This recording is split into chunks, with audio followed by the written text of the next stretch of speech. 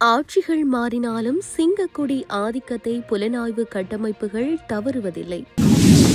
வெளிநாடுகளில் பதுங்கியுள்ள இலங்கையர்களுக்கு சர்வதேச சிவப்பு எச்சரிக்கை. வேலையற்ற பட்டதாரிகளுக்கு மகிழ்ச்சியான அறிவிப்பு. மன்னாரில் கனிய மணல் ஆராய்ச்சிக்காக வருகை தந்த குழுவை திருப்பி அனுப்பிய மக்கள். பரீட்சை வினாத்தாள்கள் கசிவு விவகாரம் நீதிமன்றம் பிறப்பித்த உத்தரவு. தொடர்பென விரிவான செய்திகள். ஆட்சிகள் மாறினாலும் சிங்கக்கொடி ஆதிக்கத்தை பேண இலங்கை புலனாய்வு கட்டமைப்புகள் தவறுவதில்லை. இம்முறையும் அருண் சித்தார் தனது அணியுடன் சிங்கக்கொடி பேரணியொன்றை யாழில் நடத்தியுள்ளார். நான் எப்பொழுதும் தேசியவாத கருத்துக்களையே கொண்டிருந்தேன். ஒரு இலங்கையனாக இந்த நாட்டிற்கு நான் எப்போதும் கடன்பட்டிருக்கின்றேன். நான் தமிழனாக இருக்கலாம், இன்னொருவர் முஸ்லீமாக இருக்கலாம், அல்லது சிங்களவராக இருக்கலாம். இது எனது நாடு. இந்த நாடுதான் எனக்கு கல்வியை கொடுத்தது. இந்த நாடுதான் எனக்கு அனைத்தையும் கொடுத்தது.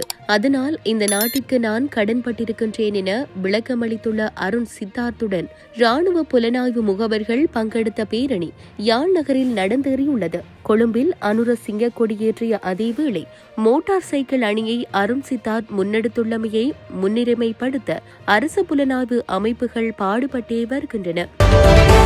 வெளிநாடுகளில் தலைமறைவாக உள்ள 68 திட்டமிட்ட குற்றவாளிகளை கைது செய்ய சிவப்பு அறிவிப்புகள் பிறப்பிக்கப்பட்டுள்ளதாக காவல்துறை ஊடக பேச்சாளர் சிரேஷ்ட காவல்துறை அத்தியட்சகர் புத்திக மனதுங்க தெரிவித்தார். இந்த சிவப்பு அறிவிப்புகளின்படி வெளிநாடுகளில் கைதுகள் நடைபெற்று வருவதாகவும் நேற்று முன்தினம் துபாயில் 3 நபர்கள் கைது செய்யப்பட்டதாகவும் அவர் கூறினார். இந்த 3 நபர்களும் இந்த வாரம் இந்நாட்டிற்கு அழைத்து வரப்பட்டு சட்டத்தின் முன் நிறுத்தப்படுவார்கள் என்றும் வெளிநாடுகளுக்கு சென்ற குற்றவாளிகள் இந்நாட்டிற்கு அழைத்து வரப்பட்டு சட்டத்தின் முன் நிறுத்தப்படுவார்கள் என்றும் அவர் தெரிவித்தார். இந்த ஆண்டு 11 துப்பாக்கி சூட்டு சம்பவங்கள் பதிவாகியுள்ளதாகவும் இவை தொடர்பாக 20 சந்தேக நபர்கள் கைது செய்யப்பட்டுள்ளதாகவும் அவர் குறிப்பிட்டுள்ளார். இந்த துப்பாக்கி சூடுகளில் 5 ஒழுங்கமைக்கப்பட்ட குற்ற கும்பல்களால் நடாத்தப்பட்டதாகவும் 7 பேர் இறந்ததாகவும் மீதமுள்ள 6 துப்பாக்கி சூடுகள் தனிப்பட்ட காரணங்களுக்காக நடந்ததாகவும் துப்பாக்கி சூட்டில் ஈடுபட்ட நபர்கள் குறுகிய காலத்திற்குள் கைது செய்யப்பட்டதாகவும் அவர் கூறினார். அதன்படி 20 சந்தேக நபர்கள் 1 கைத்துப்பாக்கி மற்றும் 3 T56 துப்பாக்கிகள் உடன் கைது செய்யப்பட்டனர். மேலும் இந்த T56 துப்பாக்கிகள் துப்பாக்கிச் சூட்டில் ஈடுபட்டனவா இல்லையா என்பது குறித்து விசாரணைகள் நடைபெற்று வருவதாகவும் அவர் மேலும் தெரிவித்தார்.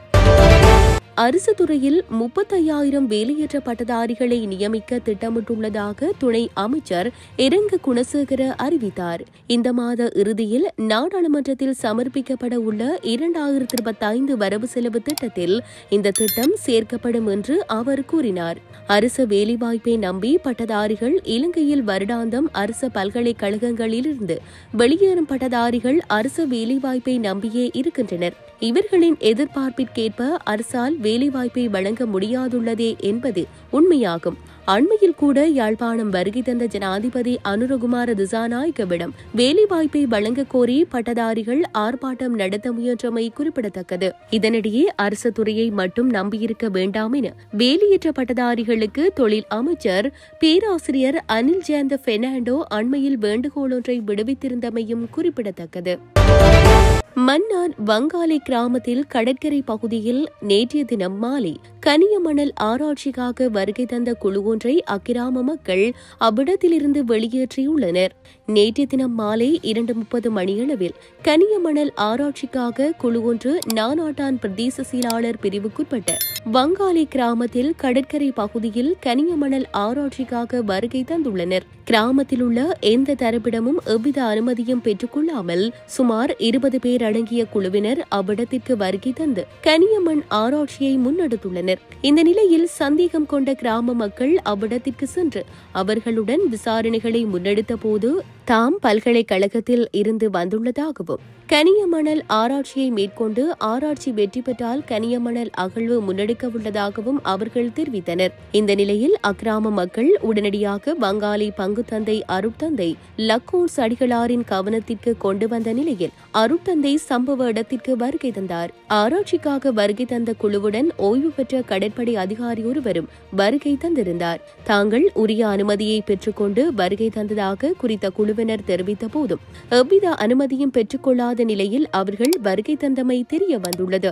இந்த நிலையில் மக்களின் கடும் எதிர்ப்புக்கு மத்தியில் கனியமணல் ஆராய்ச்சிக்காக வருகை தந்த குறித்த குழுவினர் அங்கிருந்து சென்றுள்ளனர்.